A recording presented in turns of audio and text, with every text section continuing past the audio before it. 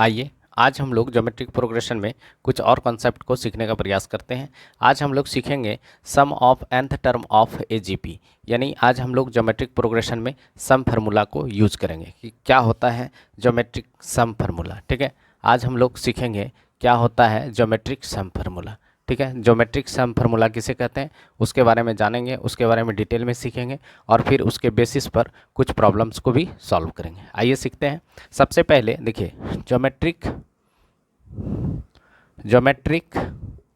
सम formula, geometric progression लिखिए, geometric progression यहाँ पे लिखिए the geometric progression sum formula is used to find the sum of, ठीक है, sum of all terms, ठीक है, all terms, ठीक है, all terms of GP, यानी GP के सारे टर्म का सम निकालने के लिए किसका सम फार्मूला का यूज करते हैं। किसका यूज करते हैं? सम फार्मूला का यूज करते हैं। ठीक है, all terms of in A GP, ठीक है, all terms in A GP. ठीक है, इसका जो सम फार्मूला का यूज होता है, geometric progression sum formula is used, किसके लिए यूज होता है? The sum of, find the sum of all term in GP, सारे टर्म, जो भी टर्म जीपी में प्रेजेंट होते हैं उस सारे टर्म का सम निकालने के लिए हम लोग यूज करते हैं। जैसे कि अगर आपके पास जीपी है 2 है, 4 है, ठीक है, 8 है, 16 है, ठीक है, इस तरह का जीपी दिया गया। ठीक है, मान लेते हैं इस तरह का जीपी दिया गया, आपको मान लेते हैं ये 4 टर्म ही दिया गया है। ठीक है, 4 टर्म दिया गया और इसका सारे का सम बोलेगा निकालने के लिए। ये जीपी में है, ये सीक्वेंस किस में है? जीपी में है, तो बोलेगा 2 + 4 + 8 + 16। ठीक है, तो इसको हम लोग क्या करेंगे, अगर मैनुअली ऐड करते हैं तो ये 2 और 4 क्या हो गया? 6, 6 + 8 क्या हो गया? 14, और 14 + 16 कितना हो गया? 30, तो इसका सम कितना हो गया? 30 आ गया। तो ये तो हम लोग मैनुअली करेंगे, तो इसको हम लोग फार्मूला के थ्रू भी कर सकते हैं जब बड़ा रहे, जब और भी टर्म रहेगा। जैसे कि अगर मान लेते हैं यहाँ पे 16 तक था, यहाँ पे 16 तक था तो हम तो ऐड कर लिए। ठीक है, अब यहाँ पे दे देगा, यहाँ पे दे देगा 220 टर्म, यानी 20 टर्म्स तक इस सीक्वेंस का जितने भी टर्म का है, यानी 20 टर्म तक का सम निकाल के दिखाइए, तब तो फिर करना टफ हो जाएगा। तो इसी को आसान बनाने के लिए हम लोग क्या करते हैं, ज्योमेट्रिक प्रोग्रेशन का सम फार्मूला का यूज करते हैं। तो ज्योमेट्रिक प्रोग्रेशन का सम फार्मूला को जानने से पहले ज्योमेट्रिक प्रोग्रेशन के कुछ बेसिक कॉन्सेप्ट को पहले सीखिए। ज्योमेट्रिक प्रोग्रेशन में सबसे पहले जो हम लोग सीखेंगे कि ज्योमेट्रिक प्रोग्रेशन कितने टाइप्स के होते हैं। तो ज्योमेट्रिक प्रोग्रेशन यानी जीपी जो है आपका, ये जीपी जो है 2 टाइप्स का होता है। कितने टाइप्स का होता है? 2 टाइप्स का। कौन कौन सा होता है?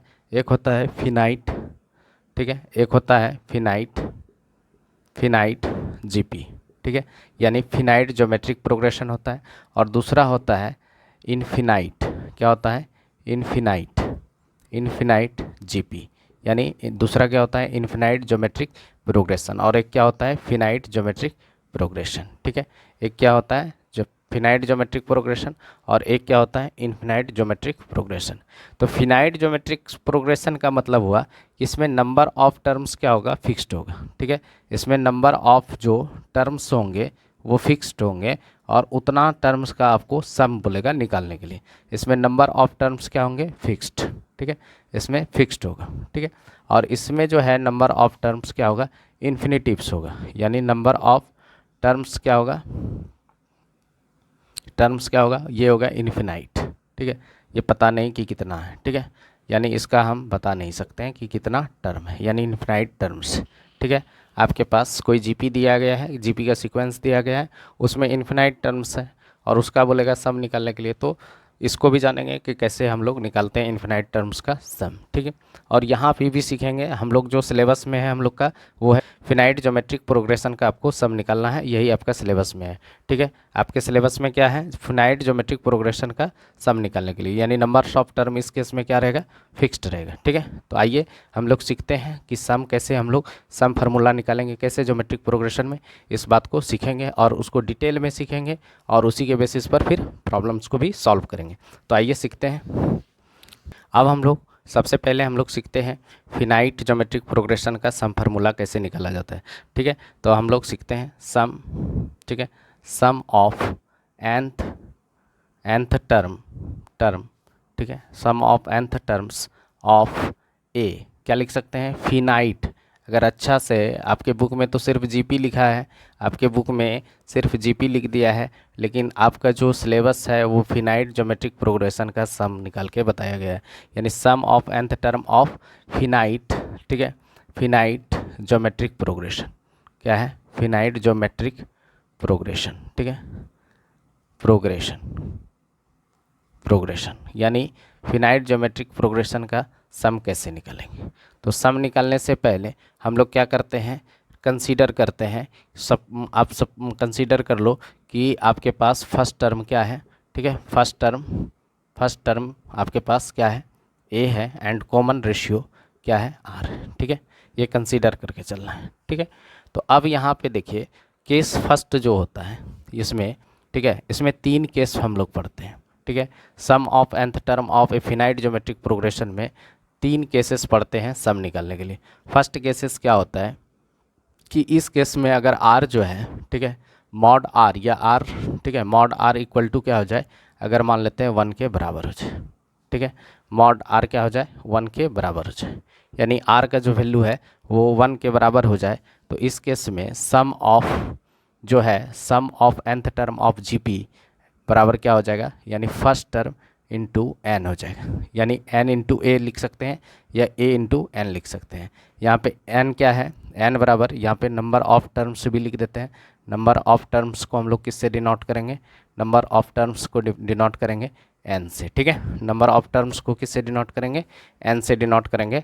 अब यहाँ पे देखिए सबसे पहली बात कि अगर Sn दिया है, Sn बराबर क्या लिखें, a इंटू एन, या आप इसको n इंटू ए भी लिख सकते हैं। ठीक है, अब देखिए जैसे कि आपके पास एक सीक्वेंस दिया गया है, सपोज कीजिए आपके पास 3,3, ठीक है, या आपको इस तरह से दिया है 3 + 3 + 3 + 3 और यहाँ पे दे दिया है 2 यानी 30 टाइम्स। ठीक है, ये 30 टाइम्स तक है इस तरह का टर्म, यानी इस तरह का 30 टर्म है आपको पास, 3 3 3 3 और सारे का सम निकालना है। तो सम ऑफ यहाँ पे n, यहाँ पे देखिए कॉमन रेशियो अगर देखा जाए तो कॉमन रेशियो क्या है, कॉमन रेशियो कैसे निकालते हैं, कॉमन रेशियो निकालने के लिए पिछले वीडियो में हम बताए हैं कि सेकेंड टर्म जो है, यानी कोई भी टर्म ले लीजिए उसका प्रीसीडिंग वाले टर्म से डिवाइड कर दीजिए। ठीक है, जैसे ये 3 लिए, मान लेते हैं ये टर्म 1 है, टर्म 2 है, टर्म 3 है, टर्म 4 लिए। ठीक है, टर्म 3 को लेते हैं तो 3 और उसके पहले वाले टर्म से डिवाइड कर देंगे, तो इस टर्म को यानी T2 से डिवाइड कर देंगे। T2 मेरा क्या है, ये भी 3 है, तो इसका कॉमन रेशियो क्या आ गया, 1, यानी R का वैल्यू क्या आ गया, 1 आ गया। तो R का वैल्यू अगर 1 आ गया तो सम ऑफ 30 टर्म्स बराबर क्या हो जाएगा, S30 बराबर क्या हो जाएगा, यहाँ पे S30 बराबर हो जाएगा 30 इंटू ए का वैल्यू क्या है, ए का वैल्यू यहाँ पे है 3, ए आपके पास क्या है इस सीक्वेंस में, ए बराबर है 3, तो यहाँ पे क्या हो जाएगा 33 जा होता है 90, तो आपका इसका सम कितना आ गया 90। ठीक है, तो इजी है। ठीक है, फर्स्ट केस को हम लोग समझे, अब इसी में सेकंड केस को समझते हैं। सेकंड केस क्या है, अब सेकंड केस अगर है, देखिए सारे केस कॉमन रेशियो पर ही डिपेंड रहेगा। ठीक है, सारे केस क्या है, कॉमन रेशियो पे ही डिपेंड्स करता है। ठीक है, अब देखिए यहाँ पे कंसीडर कर ही लिए हैं कि फर्स्ट टर्म आपका ए है और कॉमन रेशियो आर है, और एन अगर हम लिखेंगे तो उसका मतलब है कि नंबर ऑफ टर्म्स हैं वो। ठीक है, तो कंसीडर करके चलेंगे कि ए मेरा क्या है फर्स्ट टर्म, और आर क्या है कॉमन रेशियो, और एन क्या है, एन है नंबर ऑफ टर्म्स, एन क्या होगा, नंबर ऑफ टर्म्स होगा। ठीक है, तो आइए सीखते हैं सेकंड केस के बारे में जानते हैं।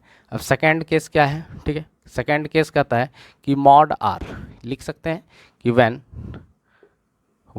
मॉड आर, ठीक है, इज लेस देन 1।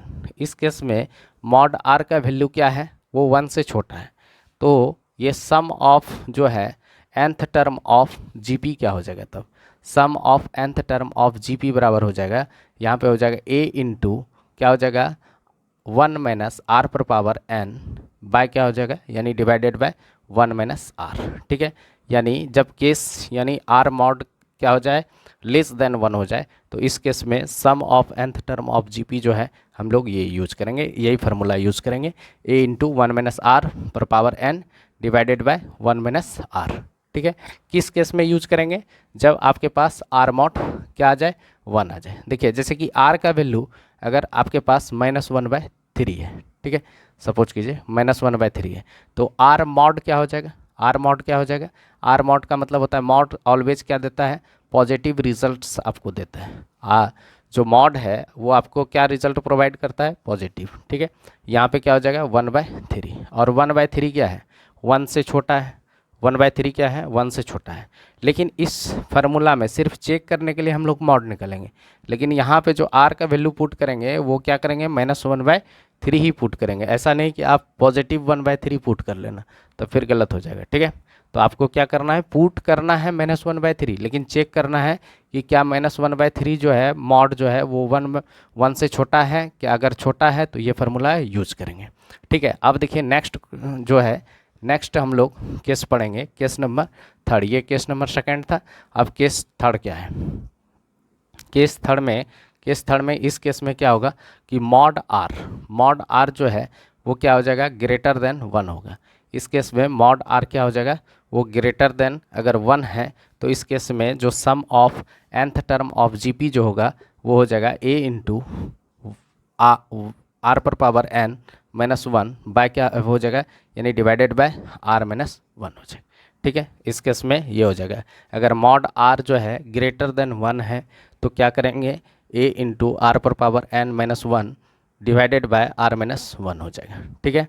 इस केस में sum of nth term of GP का फार्मूला हम लोग ये यूज़ करेंगे। अगर आर मॉड जो है लेस देन 1 है तो उस केस में ये फार्मूला यूज करेंगे।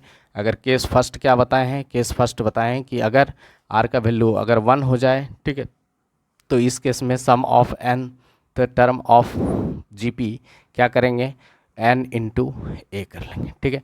तो ये 3 केस होता है फिनाइट ज्योमेट्रिक प्रोग्रेशन का, ठीक है। अब देखिए यहाँ पे अगर हम यहाँ पे देखिए आर का वैल्यू अगर -2 है तो कौन सा फार्मूला यूज करेंगे, ये वाला या ये वाला, ठीक है, ये भी सीख लीजिए। देखिए आर का वैल्यू क्या है, -2, तो मॉड आर क्या हो जाएगा, मॉड आर बराबर हो जाएगा, यानी -2 का मॉड हो जाएगा। और मॉड क्या देता है, ऑलवेज पॉजिटिव रिजल्ट देता है। मॉड क्या देता है, ऑलवेज पॉजिटिव रिजल्ट देता है। तो यहाँ पे आर का वैल्यू क्या हो जाएगा, 2 हो जाएगा।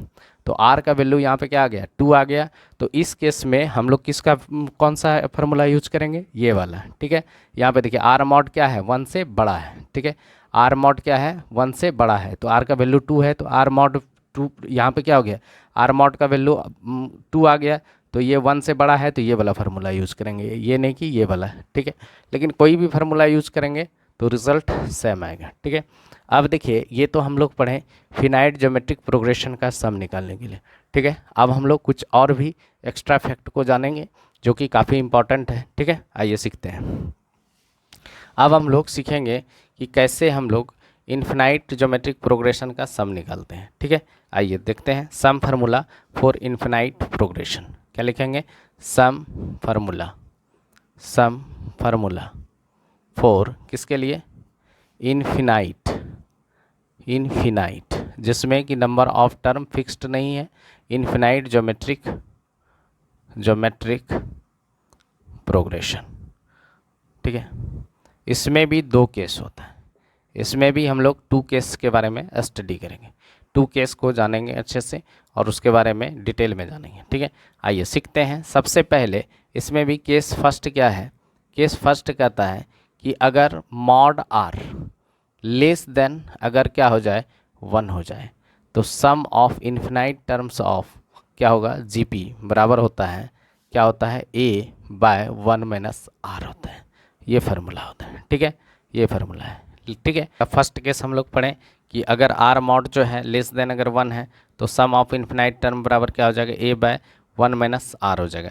तो अगर अब दूसरा केस जो है, case number second, case second क्या है, केस सेकेंड कहता है mod are is greater than equal to अगर 1 हो जाए, तो इस केस में क्या हो जाएगा, सम जो है, sum can not be found, ठीक है। इस केस में सम को फाउंड नहीं किया जा सकता, ठीक है। इस केस में हम लोग सम फाउंड नहीं कर सकते हैं। जैसे कि अगर आपके पास कॉमन रेशियो अगर मान लेते हैं, एक कुछ एग्जांपल के थ्रू समझाते हैं, ठीक है। जैसे 64 है, ठीक है, 64 है, ठीक है। इसका मान लेते हैं हाफ ले लेते हैं 32, फिर यहाँ पे हो गया 16, ठीक है। इस तरह से फिर हो गया 8। तो इसका हम लोग क्या कर सकते हैं, सम निकाल सकते हैं। क्यों? क्योंकि ये 1/2 से डिवाइड हो रहा है, यानी इसका कॉमन रेशियो क्या है, कॉमन रेशियो बराबर क्या है 1/2। तो ये क्या है 1 से छोटा है, ठीक है 1 से छोटा है। तो यानी इसका हम लोग infinite sum of infinite terms निकाल सकते हैं। ए मेरे पास क्या है 64 और आर क्या है मेरे पास 1/2, सॉरी यहाँ पे हो जाएगा 1 माइनस आर का वैल्यू क्या है 1/2। तो ये हो गया 1/2, तो यहाँ हो गया 64 बाय क्या हो गया 2 माइनस 1/2, ठीक है। तो ये कितना हो गया 128। तो इसका सम क्या आ जाएगा 128, इन्फिनाइट टर्म का सम आ जाएगा। लेकिन अगर यही चीज़ जस्ट रिवर्स दे यार, ये इन्फिनाइट टर्म है, ठीक है। अब दूसरा देखिए, इसमें अगर ऐसे दिया हुआ रहता तब, अगर 2 दिया हुआ रहता, 4 दिया रहता, 8 दिया हुआ रहता, 16 दिया हुआ रहता और इन्फिनाइट टर्म दिया हुआ रहता, और इसका सम बोलता सम ऑफ इन्फिनाइट टर्म्स निकाल के दिखाइए। यहाँ पे भी इन्फिनाइट टर्म्स है, ठीक है। तो इसका इन्फिनाइट टर्म्स क्या लिखते हैं हम लोग, कैन नॉट बी, क्या लिख सकते हैं, can not be determined, determine नहीं कर सकते हैं। इसका सम हम लोग डिटरमाइन नहीं कर सकते, लेकिन इसका हम लोग कर सकते हैं। तो यही 2 केस है।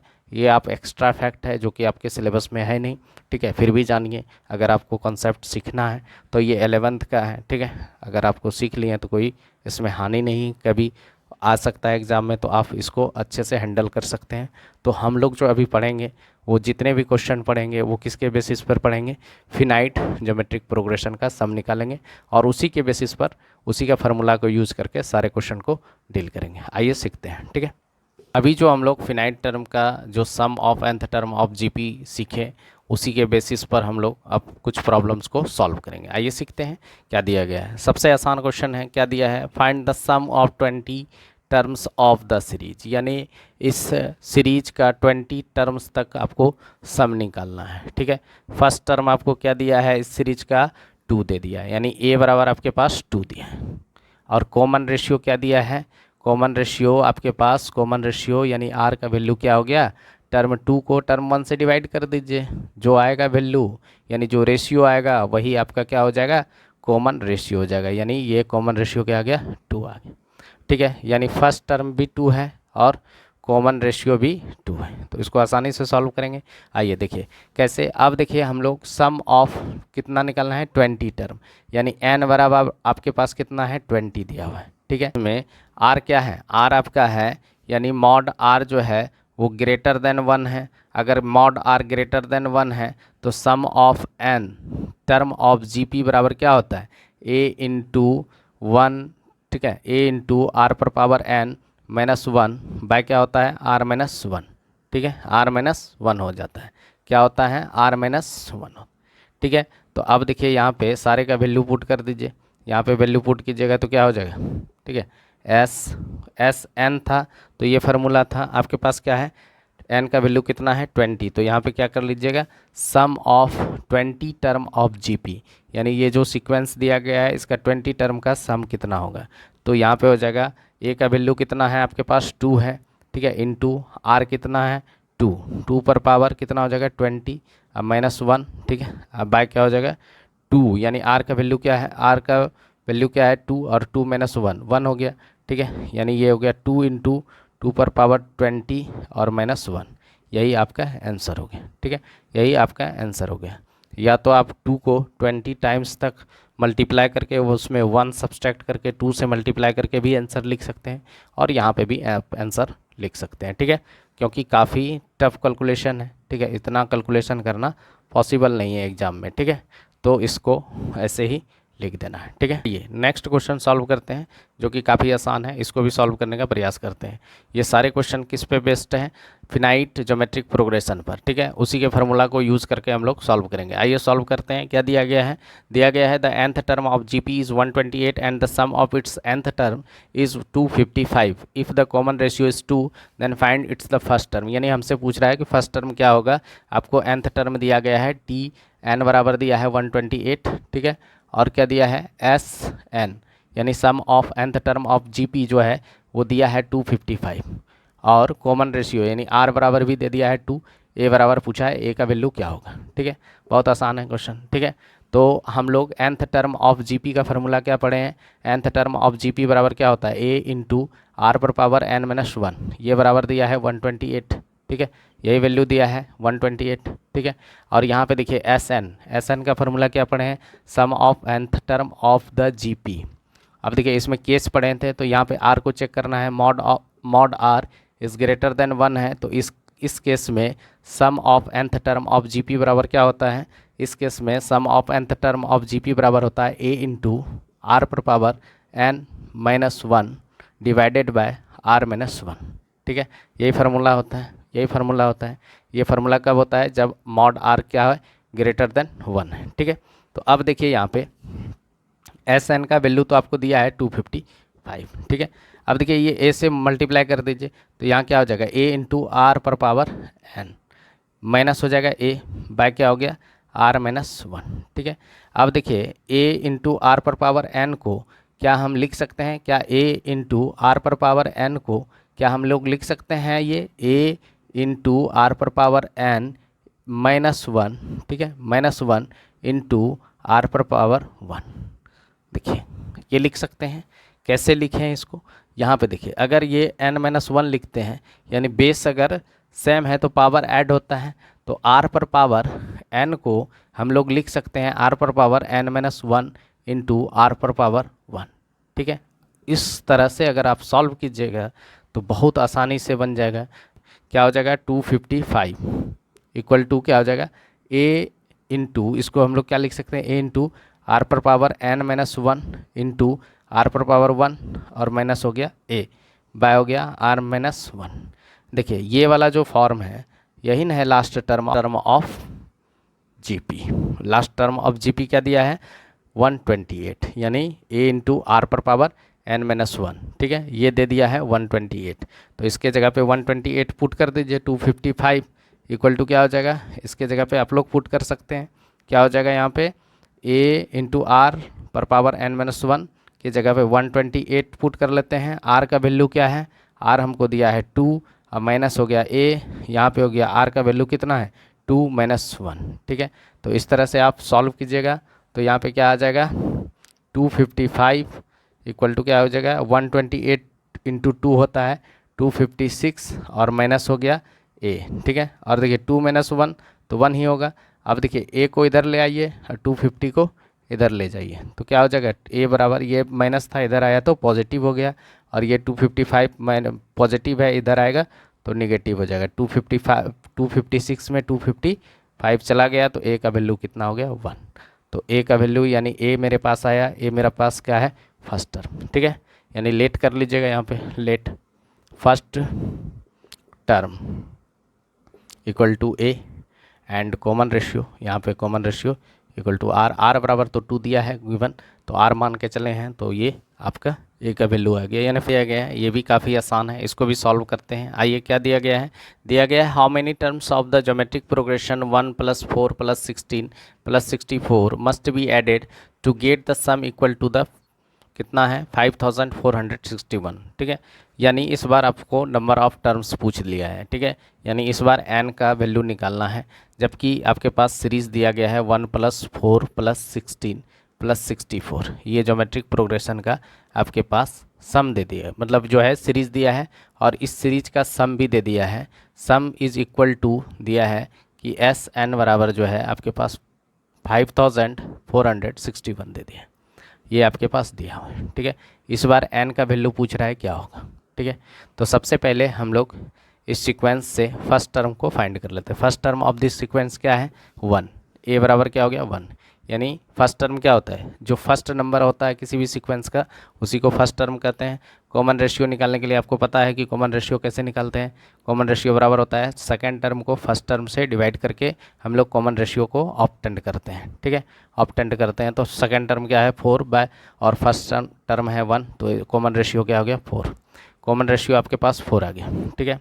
और यहाँ पे 4 आ गया तो आपको बोल रहा है सम दिया गया है, सम दिया गया है, सम ऑफ, ठीक है, sum of nth term of जो है जीपी क्या होता है जब mod are is greater than 1। इस केस में देखिए 4 मॉड का क्या है, 4 जो है वो ग्रेटर देन 1 है, तो इस केस में फार्मूला क्या हो जाएगा, a इंटू आर पर power n minus 1 divided bye r minus 1। ठीक है, क्या हो जाएगा r माइनस 1। इस बार सम ऑफ जो है nth टर्म आपको दिया गया है, क्या दिया है 5461 दिया है, और a का वैल्यू दिया है 1। ठीक है, a हो गया 1, r जो है आपके पास दिया है 4 पर पावर n माइनस 1 बाय क्या हो गया, यानी r कितना है 4 माइनस 1। ठीक है, यानी ये हो गया 3 से ये मल्टीप्लाई हो जाएगा, कितना आया यहाँ पे आपके पास आ गया 4 पर power n minus 1 by 4 minus 1 कितना हो गया 3 बराबर क्या हो गया 5461। अब इसको क्रॉस मल्टीप्लाई कर लीजिए, क्रॉस मल्टीप्लाई करते हैं तो इसको 3 से मल्टीप्लाई करते हैं, 4 पर पावर n माइनस 1 बराबर क्या हो गया 3 से मल्टीप्लाई कर लीजिए, 3 1 जा 3, 3 6 जा 18, 18 का 8 हो गया, इन हैंड हो गया 1, 3 4 जा 12 और 1 कितना हो गया 1 कितना हो गया 13, और 3 5 जा 15 और 1 16, यानी 16,383 हो गया। ये 1 को अब इधर ले आते हैं, यहाँ 4 माइनस 1 था, 4 पर पावर n माइनस 1 था, तो 4 पर पावर n बराबर क्या हो गया 16,384। ठीक है, ये जो है 4 यानी ये किसका क्यूब है, यानी 4 इसका बेस 4 लाना है, तो ये 4 लाने के लिए n 4 पर पावर n, यहाँ पे आप 4 पर पावर अगर 7 करते हैं, देखिए इसको 4 से ही आप मल्टीप्लाई करके देख लीजिए, सबसे 4 से प्राइम फैक्टराइज निकालिए, जैसे कि अगर यहाँ पे निकालना है डिवाइड करना है 16,384, तो इसको 4 से ही डिवाइड कर करके देखना, 4 4 जा 16 और ये हो गया 9 4 जा 36। ठीक है, कितना हो गया 9 4 जा, यहाँ 0 लगा दिए, 9 4 जा 46, और फिर क्या हो गया 2, फिर हो गया यहाँ पे 6। ठीक है, फिर ये 4 से हो गया 10, फिर हो गया 24, फिर ये 4 से कर लीजिए 4 2 जाए, इसी तरह से करके ला लीजिएगा, तो ये 4 पर पावर 7 हो जाएगा, तो n का वैल्यू क्या हो जाएगा 7, यानी n ही पूछा था हमको नंबर ऑफ टर्म्स, तो n कितना आया मेरे पास 7, यानी ये 7th टर्म का सम जो है आपके पास कितना है 5461, यानी इस सीक्वेंस का 7th टर्म को ऐड कीजिएगा तो रिजल्ट कितना आ जाएगा 5461। ठीक है, तो नंबर ऑफ टर्म्स ही पूछा था, तो आपको नंबर ऑफ टर्म्स कितना आ गया 7। ठीक है, इस तरह से आसानी से ही सबको इस टाइप के क्वेश्चन को हम लोग सॉल्व कर सकते हैं, बहुत आसान चैप्टर है।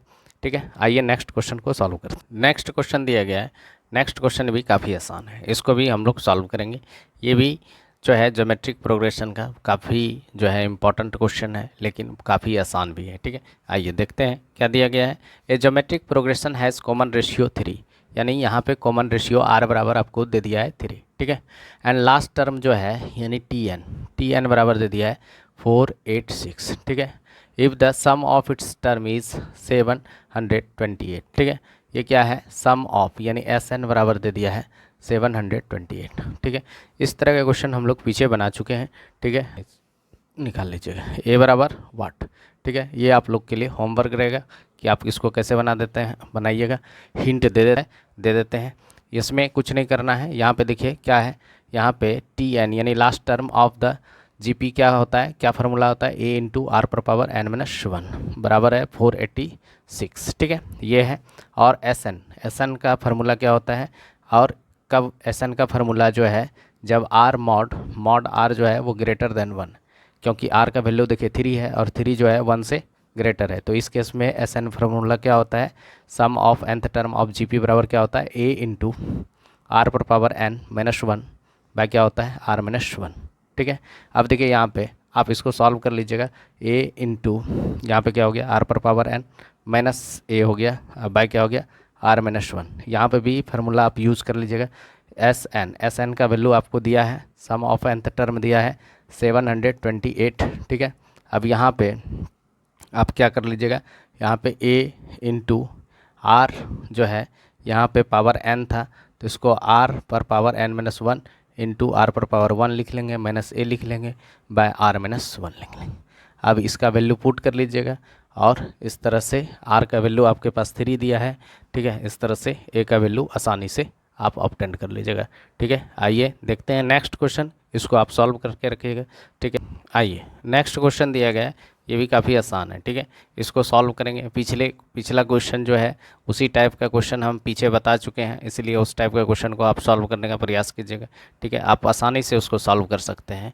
ठीक है, जो तरीका बताए हैं इसी तरीके से यूज कीजिए और आप कॉन्सेप्ट को डेवलप कीजिए। अगर आप थिंकिंग को डेवलप करते हैं तो किसी भी टाइप का क्वेश्चन को आसानी से बना सकते हैं। कैलकुलेशन को आप क्या कर सकते हैं, सॉर्ट कर सकते हैं। ठीक है, आइए सीखते हैं इस टाइप का प्रॉब्लम क्या है। प्रॉब्लम्स क्या दिया गया है, दिया गया है in a G P the ratio of the sum of the first 3 term and that of the first 6 term, यानी 3 टर्म यानी फर्स्ट सम ऑफ 3 टर्म का रेशियो। ठीक है, यानी S3 बाय S6 का रेशियो दिया है आपके पास 125/152। ठीक है, अब देखिए यहाँ पे जो हम लोग SN का फार्मूला यूज़ करेंगे, कोई भी फार्मूला यूज़ कर सकते हैं, लेकिन आप यहाँ पे करना है कि R इज़ ग्रेटर देन 1 वाला। ठीक है, मॉड ये वाला फार्मूला यूज़ कीजिए। तो S3 बराबर हम क्या लिख सकते हैं, SN यानी sum of nth term of GP बराबर फार्मूला हम पढ़े हैं क्या होता है। अगर R इज़ ग्रेटर देन 1 हो, यानी mod R is greater than 1 हो, तो क्या लिखेंगे A इंटू R पर पावर n माइनस 1 बाय क्या हो जाएगा R-1। यही फार्मूला पढ़े हैं। तो यहाँ पे S3 यानी n के जगह पे क्या है 3 है, तो यहाँ पे क्या हो जाएगा A इंटू R तो निकालना है, R n कितना है 3 है, तो यहाँ पे क्या लिखेंगे 3। अब माइनस हो गया 1, यहाँ पे क्या है S6, तो बाय क्या हो जाएगा, यहाँ पे आप लिख सकते हैं R-1। ठीक है, अब देखिए बाय क्या लिखेंगे, बाय लिख लेंगे, दूसरा फार्मूला S6 का लिखेंगे, तो ये भी हो जाएगा A इंटू R पर पावर 6 माइनस 1 बाय क्या हो जाएगा R-1। ठीक है, देखिए ये R-1 और ये R-1 कैंसिल हो जाएगा। जैसे कि अगर आपके पास A बाय B है, ठीक है, और यहाँ पे फिर डिवाइड है C बाय क्या होता है D। अगर A यहाँ पे देखिए इस तरह से दिया हुआ है, तो नीचे वाला क्या होता है रेसिप्रोकल हो जाता है, D ऊपर चले जाएगा और C नीचे हो जाएगा। ठीक है, ये रिवर्स हो जाता है, नीचे वाला फ्रैक्शन क्या हो जाता है रिवर्स हो जाता है, जिससे हम डिवाइड करते हैं। ठीक है, तो यहाँ पे भी डिवाइड कर रहे थे, तो ये वाला टर्म R-1 ऊपर चल जाता है, तो ये क्या हो जाएगा यहाँ पे R- ऊपर चला जाएगा, तो R-1 और R-1 कैंसिल हो जाएगा। ठीक है, अब देखिए यहाँ पे क्या आपके पास बचा है 125/152। ठीक है, अब देखिए इधर सॉल्व करते हैं, यहाँ पे क्या हो जाएगा। अब यहाँ पे आपके पास क्या बचा, यहाँ पे बचा आपके पास A इंटू R³ - 1 अपॉन क्या बच गया यहाँ पे A इंटू R पर पावर 6 माइनस 1। देखिए A भी कैंसिल हो गया, यहाँ पर था 125 बाय कितना है 152। ठीक है, यही है आपके पास। अब देखिए यहाँ पे R³ - 1, अब यहाँ पे R पर पावर 6 माइनस 1, इसको आप ऐसे लिख सकते हैं R³ का होल स्क्वायर और -1 का होल स्क्वायर बराबर यहाँ पे 125/152। ठीक है, तो अब देखिए A square minus B square, A square minus B square का फार्मूला होता है A माइनस B और A प्लस B। ठीक है, ऊपर तो हम सेम रखेंगे R³ - 1। ठीक है, यहाँ पे नीचे वाला जो है, नीचे वाला टर्म को हम लोग चेंज करेंगे। देखिए A, अब यहाँ पे R³ क्या हो जाएगा मेरे A हो जाएगा, यानी A और 1 क्या हो जाएगा B, तो R³ A माइनस B, तो R³ - A हो गया 1 हो गया, और यहाँ पे क्या हो जाएगा R³ और क्या हो जाएगा +1। ठीक है, और यहाँ पे क्या हो गया 125/152। ठीक है, अब देखिए ये जो है कैंसिल हो गया, R³ - 1 और R³ - 1 ये कैंसिल हो गया, बचा क्या 1/R³ + 1 बाय क्या हो जाएगा 125/152। ठीक है, ये हो गया। अब हम लोग क्रॉस मल्टीप्लाई कर लेंगे, क्रॉस मल्टीप्लाई कर लेते हैं और इससे हम लोग R का वैल्यू आसानी से निकाल लेंगे। ठीक है, सिर्फ यहाँ पे कैलकुलेशन है। ठीक है, यहाँ पे क्या हो जाएगा 125, देखिए ये मल्टीप्लाई हो जाएगा, यानी 125 कॉमन मल्टीप्लायर हो गया R³ + 1 का। ठीक है, तो यहाँ पे कर लेते हैं 125 इंटू R³ प्लस हो गया 125 बराबर हो गया 152। ठीक है, ये हो गया। अब देखिए यहाँ पे 125 R³, ये 125 को इधर ले आते हैं। ठीक है, तो क्या हो जाएगा यहाँ पे क्या हो जाएगा 125 R³ इक्वल टू क्या हो जाएगा 152 माइनस 125, तो इस दोनों का डिफरेंस कितना हो गया 27। 125 R³ बराबर हो गया 125 इंटू R³ बराबर क्या हो गया 27, तो आर क्यू बराबर क्या हो जाएगा, ये 125 इधर इंटू में था, इधर आएगा तो ये डिवाइड हो जाएगा 27/125। तो आर क्यू था इधर, तो इधर क्यूब को लाएंगे तो क्यूब रूट हो जाएगा, ये हो जाएगा 27/125 क्यूब रूट हो जाएगा। तो 27 का क्यूब रूट 3 होता है और 125 का क्यूब रूट कितना होता है 5। तो आर का वैल्यू आपके पास कितना आ गया, आर बराबर हो गया 3/5। आर ही फाइंड करने के लिए बोल रहा था, यानी कॉमन रेशियो ही निकालने के लिए बोल रहा था। तो इस तरह से हम लोग कॉमन रेशियो आसानी से निकाल सकते हैं। ठीक है, आइए देखते हैं नेक्स्ट क्वेश्चन देखते हैं। ये भी काफ़ी आसान है, इसको भी सॉल्व करने का प्रयास करते हैं। आइए देखते हैं क्या दिया गया है। ठीक है, क्वेश्चन इसमें इसी टाइप का एराइज किया जाता है, सम ऑफ जो है nth टर्म ऑफ जीपी अगर निकालते हैं तो इसी टाइप से क्वेश्चन एराइज किया जाता है। सिर्फ आपका बेसिक अच्छा रहना चाहिए तो आप किसी भी टाइप के क्वेश्चन को अटैम्प्ट कर सकते हैं और इजीली सॉल्व कर सकते हैं। तो आइए देखते हैं। फर्स्ट टर्म ऑफ जीपी जो है 5 दिया है, तो फर्स्ट टर्म ऑफ जीपी का मतलब हुआ कि ए बराबर आपके पास 5 दे दिया, यानी ए का वैल्यू क्या है 5। ठीक है, और फर्स्ट 3 टर्म यानी सम ऑफ फर्स्ट 3 टर्म दिया है, यानी S3 बराबर भी दे दिया है 31 अपॉन क्या दे दिया है 5 दे दिया है। ठीक है, तो पूछ रहा है कि CR यानी कॉमन रेशियो निकालना है, R का वैल्यू क्या होगा, R अब से पूछ रहे हैं। ठीक है, R क्या होगा। ठीक है, तो S3 यानी SN का फार्मूला क्या जानते हैं, sum of nth term of GP बराबर क्या पढ़े हैं आपको, अगर R इज़ ग्रेटर देन 1 है तो। ठीक है, तो ये बराबर क्या फार्मूला पढ़े हैं, यहाँ पे R निकालना है लेकिन कंसीडर करके चलना है कि R जो है हमारा 1 से बड़ा है। कंसीडर करेंगे, हो सकता है कि छोटा भी हो आंसर, लेकिन अभी कंसीडर क्या करेंगे, ये बड़ा है। ठीक है, तो आइए सीखते हैं। अब देखिए यहाँ पे क्या हो जाएगा, यहाँ पे अगर हम इसको सॉल्व करते हैं तो क्या हो जाएगा, SN बराबर क्या होता है, R is greater than 1 consider करेंगे तो यहाँ पे हो जाएगा A इंटू R पर power N minus 1 divided bye R minus 1। ठीक है, SN आपको दिया है, यानी SN के जगह पे 3 दिया है। ठीक है, तो यानी हो गया S3 बराबर क्या हो जाएगा, A का वैल्यू 5 है। ठीक है, R दिया है, R तो निकालना ही है, N का वैल्यू कितना है 3 आर क्यू हो जाएगा -1 अपॉन क्या हो गया R -1। ठीक है, अब देखिए यहाँ पे S3 का वैल्यू दिया है 31/5। ठीक है, S3 का वैल्यू कितना दिया है 31/5। ठीक है, अब देखिए यहाँ पे 5 हो गया, आर क्यू हो गया -1। ठीक है, अब बाय R -1 यही हो गया। अब वैल्यू पुट कर लिए, देखिए ये जो है AQ माइनस BQ है, और AQ माइनस BQ का फार्मूला होता है A माइनस B, और यहाँ पे होता है A square plus AB plus B square. ठीक है, ये फार्मूला याद रखना है। ठीक है, ये फार्मूला याद रखना है। ठीक है, इसी के बेसिस पर हम लोग इसको सॉल्व करेंगे। तो RQ -1 का फार्मूला क्या हो जाएगा, तब यहाँ पे देखिए 31 अपॉन ये 5 को नीचे यहाँ पे ले आए तो 5 क्या हो जाएगा, 5 5 से 25। ठीक है, और यहाँ पे देखिए ये 5 को नीचे लाएं। ठीक है, यानी अगर यहाँ पे A/B रहेगा और यहाँ पे मान लेते हैं CR दिया हुआ है, C इंटू R है। ठीक है, यह है C इंटू D, यहाँ पे है E, तो यहाँ पे आप ऐसे भी लिख सकते हो, यहाँ पे लिख सकते हो A/, ये C को नीचे ला सकते हैं। ठीक है, तो आप लिख सकते हैं BC बराबर क्या हो सकता है D/E।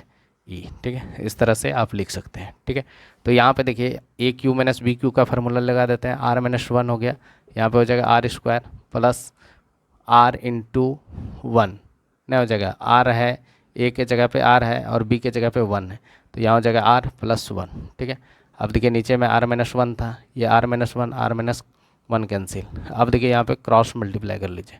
ठीक है, यहाँ पे क्या बचा है 1। ठीक है, तो यहाँ पे 1 बचा है तो 31 हो गया यहाँ पे, और यहाँ पे 25 R स्क्वायर हो गया प्लस 25 R हो गया और प्लस 25 हो गया। ठीक है, ये 31 को इधर ले आइए तो क्या हो जाएगा 25 R स्क्वायर। ठीक है, 25 R स्क्वायर प्लस 25, और यहाँ पे हो गया 25 R माइनस हो गया यहाँ पे 6 इक्वल टू 0। ये क्वाड्रेटिक इक्वेशन का फॉर्म आ गया। अब इसको स्प्लिट करेंगे, इसको दोनों को प्रोडक्ट करते हैं तो 150 आएगा, तो 150 इसको स्प्लिट कीजिएगा तो आपका आएगा 25 R स्क्वायर यहाँ पे, और यहाँ पे आ जाएगा 30 R और -5 R। ठीक है, 25 6 ज़ा 150, 35 ज़ा 150, और माइनस हो गया 6 बराबर 0। अब देखिए इन दोनों के बीच में क्या कॉमन है, 5 R कॉमन है, तो यहाँ पे हो गया 5 R, और यहाँ पे हो गया 6, और यहाँ पे हो गया -1, यहाँ पे हो गया 5 R प्लस 6 इक्वल टू 0। क्या आ गया आपके पास कॉमन फैक्टर। अब देखिए ये कॉमन मल्टीप्लायर है दोनों टर्म का 5r और 1 का। तो यहाँ पे 5r प्लस 6 कॉमन ले लेते हैं, बचा क्या 5r माइनस 1 इक्वल टू इतना। इन दोनों एक्सप्रेशन का प्रोडक्ट अगर जीरो है तो इसका मतलब है कि दोनों एक्सप्रेशन का भी वैल्यू क्या है, जीरो है। ठीक है, दोनों एक्सप्रेशन का वैल्यू क्या है, जीरो है। तो इसका मतलब है कि यहाँ पे अब इसको मिटाते हैं, ये फार्मूला आप याद रखना है। ठीक है, अब देखिए यहाँ पे आ गया 5r plus 6 equal to zero, यानी इस एक्सप्रेशन का भी वैल्यू जीरो है और इस एक्सप्रेशन का भी वैल्यू जीरो है, क्योंकि दोनों का प्रोडक्ट क्या है, जीरो है। तो यहाँ पे फिर आ गया 5r minus 1 equal to zero.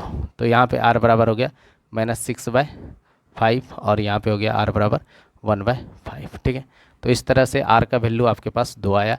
आपका r का वैल्यू क्या हो सकता है, -6/5 या आपका r का वैल्यू हो जाएगा 1/5। ठीक है, तो इस तरह से आज हम लोग ज्योमेट्रिक प्रोग्रेशन का सम निकालें और उसमें बहुत सारे कॉन्सेप्ट को भी सीखें। ठीक है, आज का सेशन आप लोग को कैसा लगा? अगर अच्छा लगता है तो लाइक एवं सब्सक्राइब ज़रूर कीजिए। ठीक है, और अपने दोस्त के बीच में शेयर भी कीजिए। आज के लिए इतना ही, धन्यवाद।